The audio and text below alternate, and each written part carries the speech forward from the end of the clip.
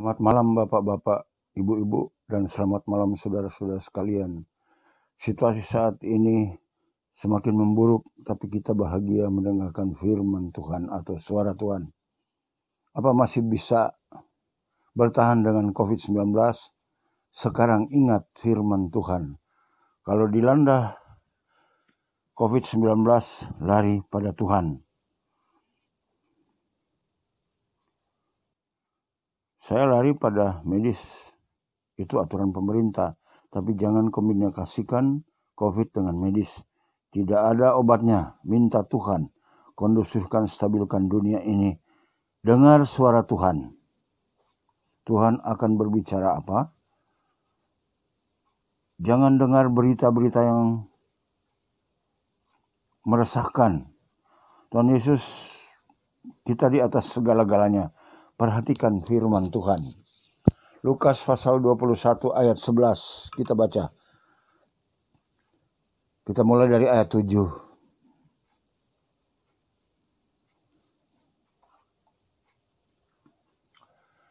Dan murid-murid bertanya kepada Yesus, katanya, Guru, bila manakah itu akan terjadi? Dan apakah tandanya kalau itu akan terjadi? Kita lompat ke ayat 11. Dan akan terjadi gempa bumi yang dahsyat, dan di berbagai tempat akan ada penyakit sampar dan kelaparan, dan akan terjadi pula hal-hal yang mengejutkan dan tanda-tanda dahsyat dari langit. Haleluya. Puji Tuhan. Kita sambung dengan ayat 18-19.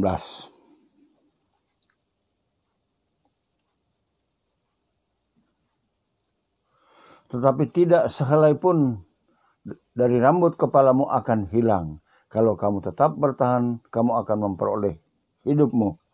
Puji Tuhan, kita udah baca Lukas 21, ayat 7, ayat 11, 18, dan 19. Saya akan beri judul, Firman Tuhan malam hari ini, melangkah dengan sehat jasmani. Perhatikan, judul firman Tuhan malam hari ini, melangkah dengan sehat jasmani. Kita mungkin tidak berperang melawan peperangan yang keras dalam tubuh fisik kita. Mungkin kita telah menahan sakit dan penderitaan dan diserang oleh penyakit-penyakit parah dan aneh dan kelemahan-kelemahan fisik. Perlawanan kita mungkin tidak melemah. Kita telah berdoa, berpuasa, mengklaim janji-janji Tuhan, dan berdiri teguh di dalam firman Tuhan. Tapi kita belum memperoleh atau belum menerima mujizat-mujizat yang kita butuhkan. Kita hampir mencapai titik di mana kita kehilangan pengharapan atau putus asa, atau berharap untuk menerima siklus kesembuhan. Kita lanjut. Tuhan tidak pernah maksudkan ciptaannya untuk menderita akibat dosa, penyakit, atau kematian. Kejadian 1 dan 2 mencatat kisah penciptaan manusia. Tuhan menciptakan manusia menurut gambar dan rupanya, menghembuskan nafas kehidupan kita ke dalamnya, dan manusia menjadi makhluk yang hidup. Manusia diciptakan dengan 3 sifat dasar dari tubuh, jiwa, dan roh. Tubuh adalah bagian fisik manusia. Jiwa dan roh adalah bagian rohani yang memampukan untuk bertindak, berpikir, merasa, bereaksi secara emosi, dan secara rohani merespon Tuhan pencipta. Semula setiap 3 sifat dasar ini ada dalam keharmonisan satu sama yang lain. Dan seluruh 3 sifat dasar manusia itu dalam keselarasan dengan Tuhan. Manusia tidak memiliki dosa dan sehat-sehat tubuh, jiwa, dan roh. Dalam Kejadian 3 mencatat bagaimana Adam dan Hawa berdosa terhadap Tuhan dan tidak mentaati firman Tuhan. Dosa mereka membawa kutuk, dosa penyakit, dan kematian ke atas semua manusia. Kita baca Roma pasal 5 ayat 12.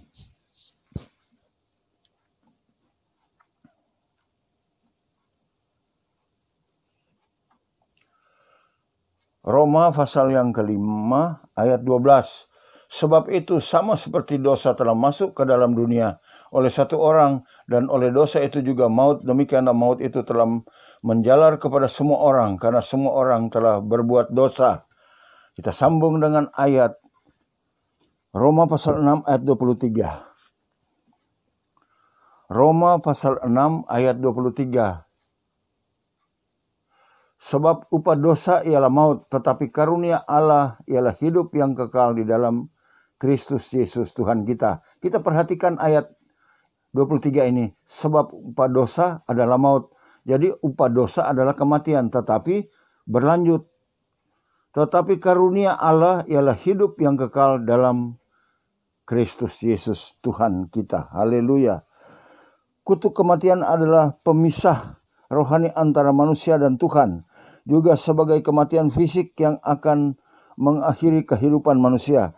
Kita dapat melihat pengaruh dari kutuk itu dengan segera dalam kitab Kejadian. Adam, Hawa bersembunyi dari Tuhan karena penyakit rohani atau dosa Adam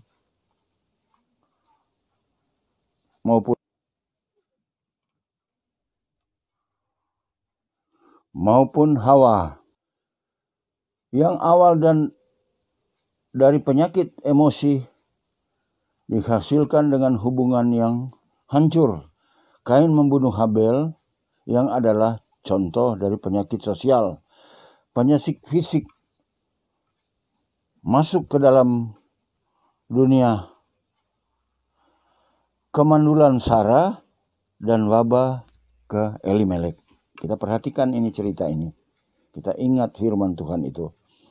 Ketika kutuk kematian turun ke manusia, setan memasuki sistem genetika tubuh untuk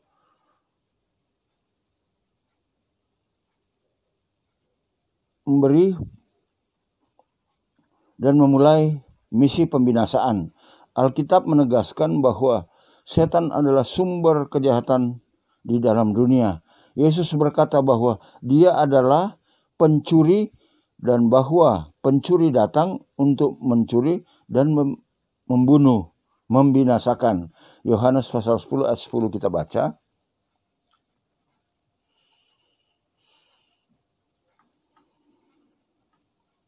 Yohanes pasal 10 ayat yang 10. Pencuri datang hanya untuk mencuri dan membunuh dan membinasakan. Aku datang supaya mereka mempunyai hidup dan mempunyainya dalam segala kelimpahan. Kita perhatikan ayat ini dan kita ingat ayat pertama yang kita telah dengar, Roma pasal 6 ayat 23, itu dicamkan. Penyakit menghancurkan tubuh dan dosa menghancurkan roh. Penyakit mencuri kesehatan, kebahagiaan, kedamaian, uang, waktu, usaha, dan tenaga. Itu benar-benar membunuh dan membinasakan. Sumber penyakit adalah setan. Kita harus melawannya sama seperti kita melawan godaan dan dosa. Ketika kita melawan godaan dan dosa, kita sedang melakukan peperangan rohani, melawan serangan setan atas jiwa roh kita. Ketika kita melawan penyakit, kita sedang dalam peperangan juga. Peperangan rohani melawan serangan atas tubuh fisik kita. Setiap penyakit berasal dari kuman atau virus. Semua seperti roh memberikan kehidupan kepada tubuh. Setan menggunakan unsur penghancur tubuh melalui penyakit dalam dunia jasmani. Tuhan mengambil sel yang hidup dan memultiplikasikannya untuk memunculkan kehidupan baru atau seorang anak dilahirkan. Setan mencuri proses positif dan siklus gabungannya negatifnya. Ia mengambil sel hidup, yaitu virus kanker, AIDS, dan lain-lain, dan memultiplikasikannya untuk memunculkan kematian. Ini adalah roh kelemahan. Jadi ingat, Tuhan memunculkan kehidupan, setan memunculkan kematian. Ada juga klaim manusia, kesembuhan hanya zaman Yesus atau Alkitab, atau masa depan ketika Yesus kembali yang kedua kali. Tuhan berkata, Keluaran 15 ayat 26. Kita baca Keluaran pasal 15 ayat 26. Alkitab berkata, Keluaran pasal 15 ayat 26. Firman-Nya, jika kamu sungguh-sungguh mendengarkan suara Tuhan Allahmu dan melakukan apa yang benar di matanya dan memasang telingamu kepada perintah-perintahnya dan tetap mengikuti segala ketetapannya, maka aku tidak akan menimpakan kepadamu penyakit manapun yang telah kutimpakan kepada orang Mesir, sebab akulah Tuhan yang menyembuhkan engkau. Alkitab berkata, Yesus Kristus tetap sama untuk selama-lamanya. Ibrani pasal 13 ayat 8. Mendengarkan suara Tuhan itu sangat penting. Kita perhatikan ayat demi ayat. Kita baca Ibrani 18 ayat 8. Yesus Kristus tetap sama baik kemarin maupun hari ini dan sampai selama-lamanya. Haleluya. Sebagai manusia, daripada berdoa, pakailah obat-obatan. Pada tahun 400 sebelum Masehi, sudah ada ilmu pengetahuan kesembuhan medis. Seorang bernama Hippocrates, kira-kira tahun 460 atau 370 sebelum Masehi, Bapak obat-obatan dunia. Dia mengembangkan pengetahuan obat-obatan, beberapa dari tekniknya masih digunakan sampai hari ini. Yunani, Mesir, dan Roma pada saat itu memiliki banyak dokter yang cakap dan pada zaman perjanjian lama. Ingat, perhatikan ini firman Tuhan. Kesembuhan ilahi tidak ada hubungannya dengan ilmu pengetahuan. Setiap pemberian yang baik datangnya dari Tuhan. Meskipun ada kemajuan dunia obat-obatan, tetap masih banyak penyakit yang tidak dapat disembuhkan. Jadi kesembuhan ilahi masih tetap dibutuhkan sampai saat ini. Masih banyak manusia belum dapat bantuan medis. Kita ambil contoh, 80% dari penduduk seluruh benua Afrika tidak mendapat perawatan medis. Bagaimana kalau tertimpa COVID-19? Untuk saat ini tubuh lebih banyak mendapat tekanan dan daripada jiwa. Kesembuhan manusia Alkitabiah ilahi berurusan dengan kesembuhan manusia tubuh, jiwa dan roh. Kesembuhan bukan Injil itu sendiri. Itu adalah hanya salah satu aspek, dan Injil Kristus tidak dapat dipisahkan dengan jiwa manusia yang berdosa. Adalah kehendak Tuhan untuk kita. Adakah kehendak Tuhan untuk kita sakit-sakit? Pernahkah kita mendengar pengakuan itu? Banyak yang tidak mempertanyakan apakah Tuhan dapat menyembuhkan atau tidak. Alkitab mengatakan kita bodoh jika kita tidak mengerti kehendak Tuhan. Kita baca Efesus 5 ayat 17. Haleluya, puji Tuhan. Efesus pasal 5 ayat yang ke-17. Sebab itu, janganlah kamu bodoh, tetapi usahakanlah supaya kamu mengerti kehendak Allah. Haleluya. Mengetahui kehendak Allah, iman dapat bertambah. Doa iman adalah satu-satunya. Adalah doa yang efektif untuk memperoleh kesembuhan. Jangan ragu-ragu, berdoalah pada Tuhan sebagai pencipta kita. Kesembuhan untuk semua orang. Beberapa orang berkata, kemalangan penderitaan orang benar banyaklah. Ini adalah sebuah kemalangan yang harus kita tanggung karena kita orang benar. Artinya kata penderitaan yang digunakan dalam Mazmur 34 ayat 20. Kita baca Mazmur 34 ayat yang ke-20. Kita perhatikan baik-baik ayat ini. Mazmur 34 ayat yang ke-20. Kemalangan orang benar banyak, tetapi Tuhan melepaskan dari semua itu. Haleluya. Bahasa aslinya tidak mengarah pada penyakit fisik. Itu mengarah pada percobaan, kesulitan, penganiayaan atau godaan. Jika itu mengacu pada penyakit, sisa dalam ayat itu mengatakan bahwa Tuhan ingin melepaskan kita. Dalam Yakobus pasal 5 ayat 13-16 berkataan ditunjukkan antara kemalangan dan penyakit. Kita baca Yakobus 5 ayat 13 sampai dengan 16.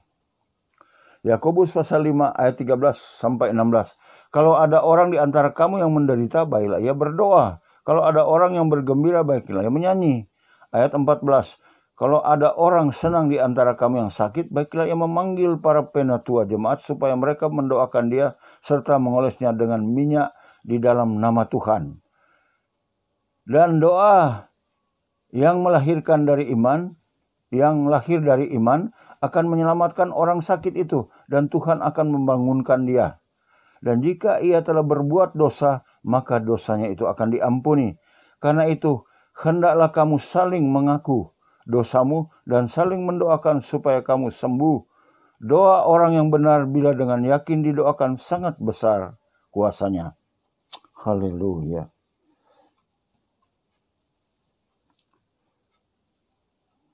Perhatikan ayat ini, Yakobus pasal 5 ayat 13-16.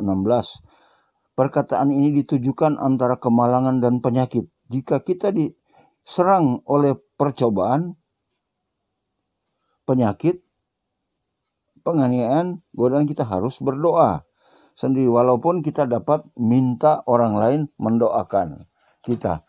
Mereka tidak dipanggil untuk mendoakan kita agar masalah itu kita pergi. Alkitab menyuruh kita berdoa ketika kita diserang.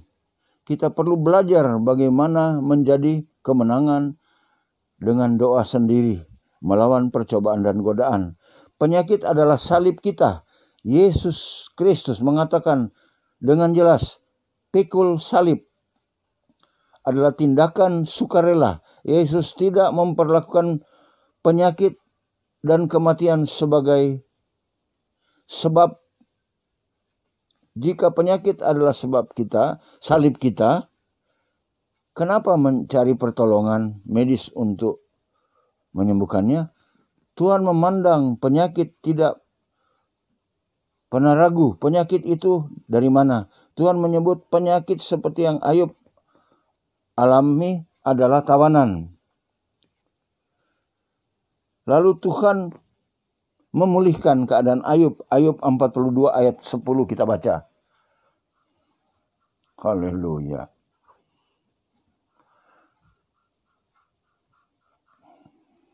Ayub pasal 40 ayat Ayub pasal 42 ayat 10. Lalu Tuhan memulihkan keadaan Ayub setelah ia menerima doa untuk sahabat-sahabatnya, dan Tuhan memberikan kepada Ayub 2 kali lipat ganda segala kepunyaannya dahulu. Yesus datang untuk memberikan pembebasan bagi orang-orang yang tertawan. Lukas pasal 4 ayat 18-19. Kita baca juga ayat ini. Lukas pasal 4 ayat 18-19. Roh Tuhan ada padaku, oleh sebab Ia telah mengurapi aku untuk menyampaikan kabar baik kepada orang-orang miskin, dan Ia telah mengutus aku untuk memberitakan pembebasan kepada orang-orang tawanan, dan penglihatan bagi orang-orang buta, untuk membebaskan orang-orang tertindas, untuk memberikan tahun rahmat Tuhan telah datang. Jadi kita ingat ayat ini. Lukas pasal 4 ayat 18-19, Yesus menyebut penyakit itu keterikatan. Kisah Rasul pasal 28 kita baca. Dalam Alkitab juga penyakit sebagai radang. Haleluya. Kisah Rasul pasal 10 ayat 38. Kisah Rasul pasal 10 ayat 38, yaitu tentang Yesus dari Nazaret, bagaimana Allah mengurapi dia dengan Roh Kudus dan kuat kuasa. Dia juga berjalan berkeliling sambil berbuat baik dan menyembuhkan semua orang yang dikuasai iblis, sebab Allah menyertai dia. Dalam Alkitab juga penyakit sebagai radang, Mazmur 38 ayat 8.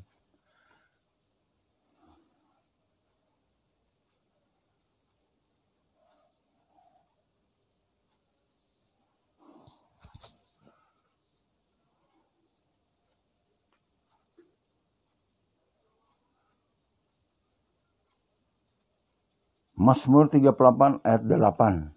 Pinggangku penuh dengan radang, tidak ada yang sehat pada dagingku. Jadi kita perhatikan, Alkitab juga menjelaskan penyakit sebagai radang. Jadi kita harus jaga diri kita baik-baik. Pandangan dari sisi lain juga sebagai jahanan, penyakit sebagai jahanan. Mazmur 41 ayat 9.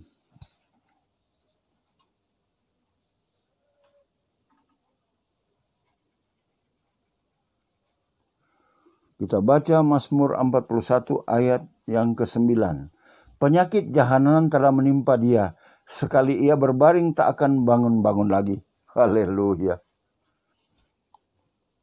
Sakit penyakit adalah bagian daripada kutuk dosa. Tapi Galatia 3 pasal 3 ayat 13. Kita baca. Sakit penyakit adalah bagian dari kutuk dosa, tetapi Galatia pasal 3 ayat 13, Kristus telah menebus kita dari kutuk hukum Taurat dengan jalan menjadi kutuk karena kita, sebab ia tertulis, terkutuklah orang digantung pada kayu salib. Dan kita sambung dengan Roma pasal 5 ayat 18-19. Roma pasal 5 ayat 18-19. Sebab itu, sama seperti oleh satu pelanggaran, semua orang beroleh penghukuman. Demikian pula oleh satu perbuatan kebenaran, semua orang beroleh pembenaran untuk hidup. Jadi, sama seperti oleh ketidaktaatan satu orang, semua orang telah menjadi orang berdosa. Demikian pula oleh ketaatan satu orang, semua orang menjadi orang benar. Haleluya, puji Tuhan.